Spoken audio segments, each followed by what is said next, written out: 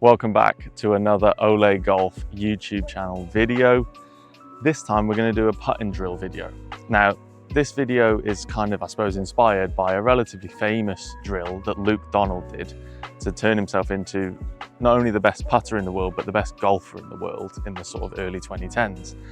He had this ridiculous stat that he managed to go 449 holes without a three putt. I mean, it's obscene. I kind of wish I was watching that sort of now. You know, back then I sort of didn't have as much understanding of golf and I wouldn't quite have appreciated how impressive it was, but honestly just wildly impressive.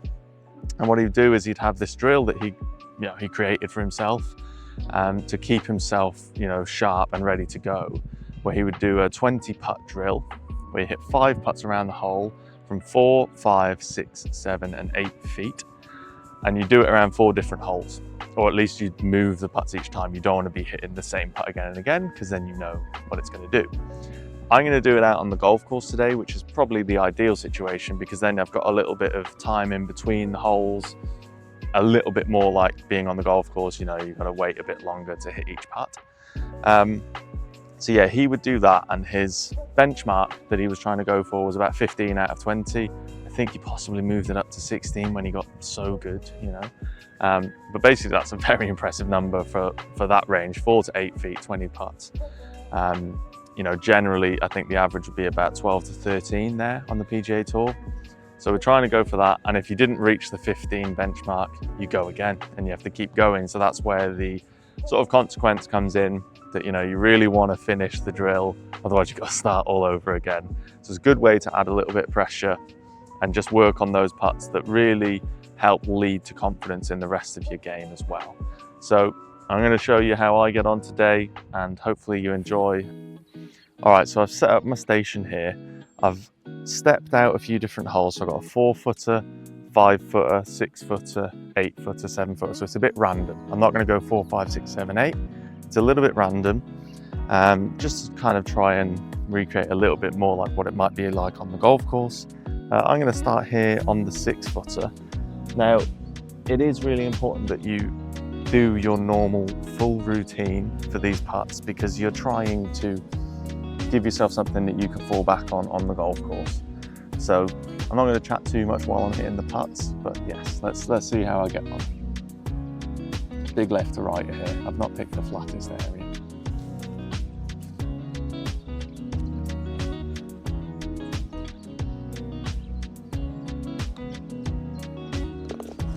Good start. Just gonna go walk over to the 7-footer. Why not?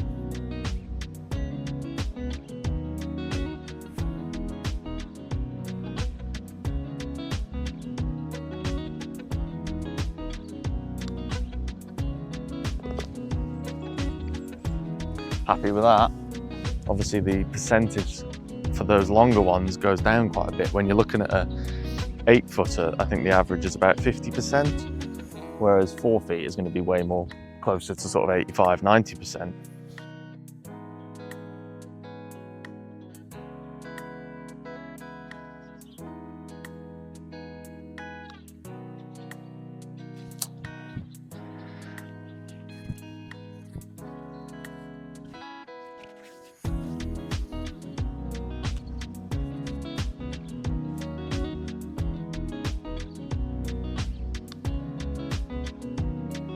Yes. Okay, 4-footer. I'm gonna have my back to the camera a bit here, but hopefully we can still see the ball.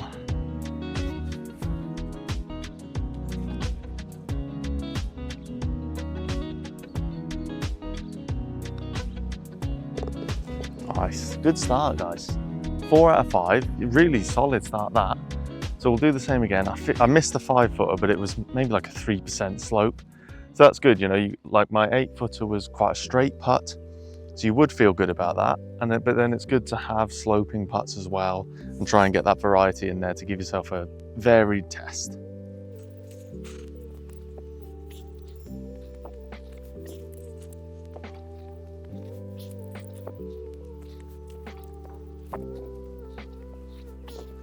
Right, we're on to the second round now. Second round of 5, same deal, just do your routine. I would say I'm only reading them from behind the hole. Maybe I'd spend a bit longer on it in normal play, but I'll try and do my routine the same when I'm ready to hit the putt, you know?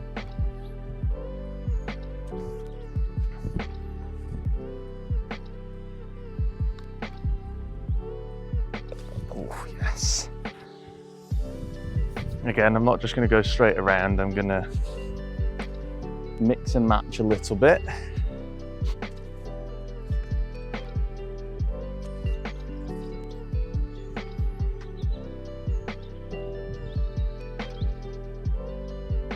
Ooh, turned. Okay.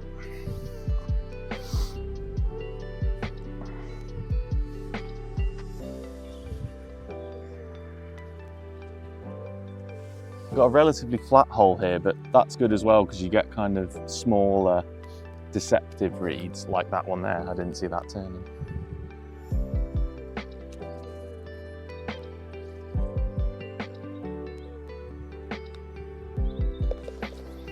Good, good. Okay, and on to the 8-footer now. This is gonna be a bit of left to right.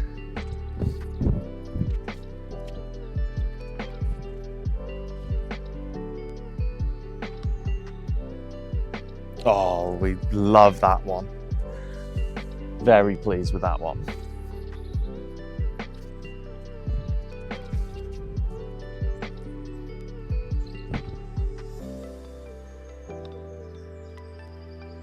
Ooh, it's gobbled in. Okay, this is a really promising start. Well, if we missed one on each round. Okay, third run.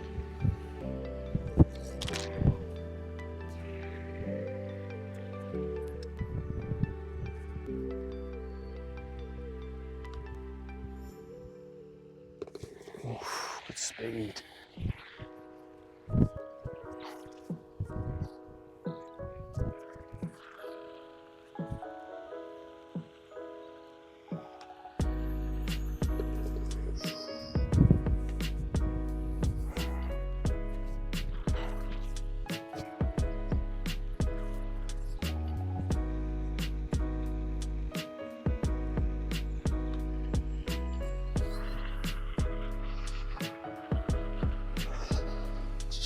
A woeful putt there.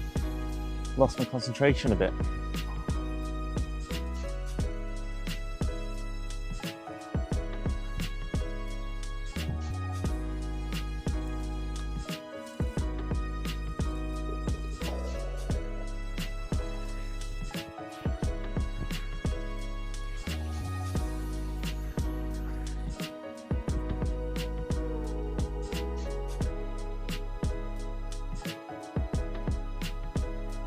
Missed the 4-footer. That is criminal. Okay team, this is the last set of 5. I've got a very slopey hole for this last one actually, so this is going to be interesting. I need 4. Yeah, I got 11 out of 15 so far. Luke Donald's benchmark is 15. So I need 4 out of these last 5 to get it.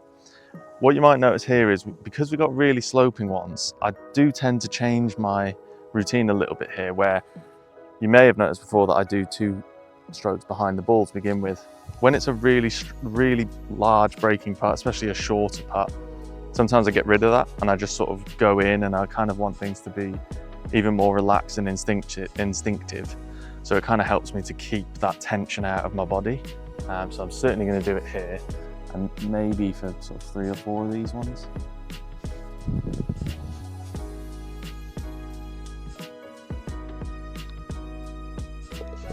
Nice.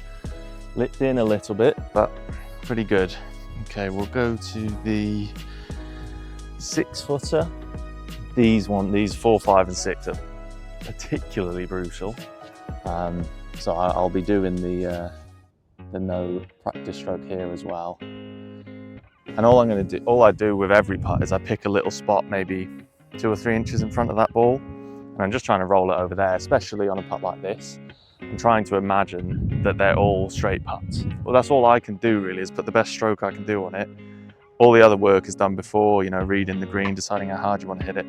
And when you get up to here, your only job is to start it online with something, you know, close to the speed you're looking for.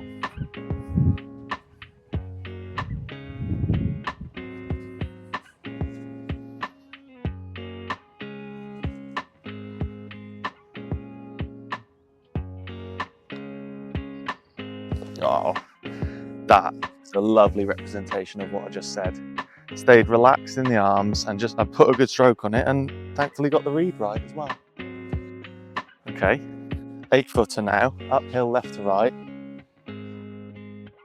I'll go back to my 2 strokes here.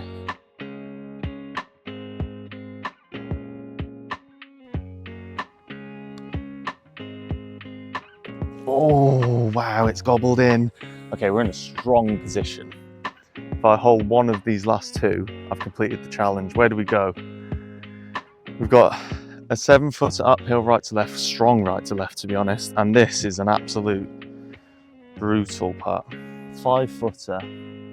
It's one of them that could be quite straight if you went a bit firmer, but I don't want to cheat the system and go really firm because you'd never do that on the course, would you? So it's probably a cup outside right, soft.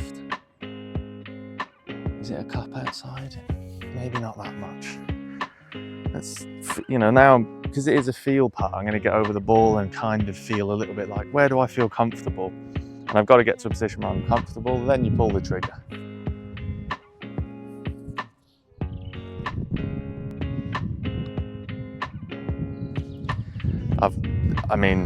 I've sort of wellied it, but it's also like a treacherous putt. Okay. I feel like the putts that I've missed have been the 4 and 5 footers, so yeah. Okay, last putt. Needs to drop for 15. Uphill, right to left. It's going to move more at the end, so I've got to get the speed spot on here.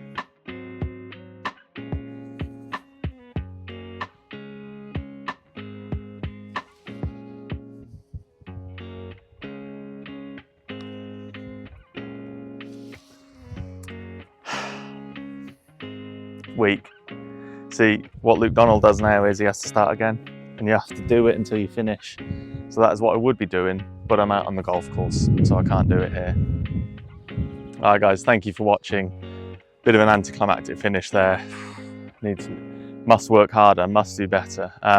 But that is what the drill is for, and I think that that's where you get the level of jeopardy and feeling like I really want to finish this, because you know missing that last putt there means I've got to go and do 20 putts again, and I've got to do it again and again until I get used to it. And then I think you reach a stage where you can go on the course knowing what impact that has. And the thing with good putting is how it leads into the rest of your game. So if you feel comfortable holing out from inside 8 feet, it makes you more relaxed about chipping, because you feel less like, oh, I have to hit this stiff, otherwise I'm going to miss the putt. It makes you more relaxed about your approach play, because you think, well, I'll get it up and down anyway. So it really has a follow-through effect into the rest of your game. So please do give this kind of drill a go. If it's good enough for Luke Donald, it is absolutely good enough for us. Anyway, I hope you enjoyed the video. Again, please like and subscribe. If you did enjoy, throw down a comment, and I will see you guys soon.